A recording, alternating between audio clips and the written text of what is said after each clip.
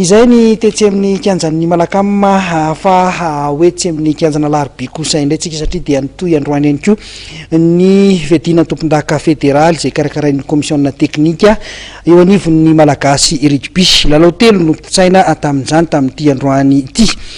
Raha tsy lera tsy vita hatramin'ny farany nyity lalao arahantsika amin'ny sary ity izay nikatroan'ny Ikopa sy ny savony tropikal. Araka ny fanazavana nomen'ny mpanazatra ny savony tropikal dia tsy voafehin'ny mpitsara ny lalao izay nambarany moa fa dia mpitsara manana diplôma niveau 2 no nitantana ity lalao ity kanefa dia ireny ny fomba nitantanany ny lalao teny ambony kianja.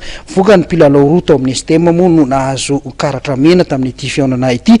Vokatray dia tsy voafehy intsony ireo mpilalao ka raikitra ny savorivory teny ambony kianja. Torin'izay dia nanapa-kevitra ny mpitsara fa anatsahatra ny lalao. Marina va nitarika tamin'isa 20 no 12 zareo avy ny Ikopa. Tezitra noho ity zava-nisy androany ity ny mpitantana eo anivon'ny filevana savony tropikal izay nandraona ny tsy anohy ny fananana intsony raha tsy miverina any amin'izy ireo ny kara-pilalaovany ireo mpilalao roa nahazo karatra mena. Toy izao kosa ireo vokatra hafa na satria nisy lalao roa ihany koa teo alohan'izay dia ny 3F5 nandresy ny 15F tamin'isa 420 ary ny USA nakady fotsy nandresy ny URC tamin'isa 7-30 no 3-30.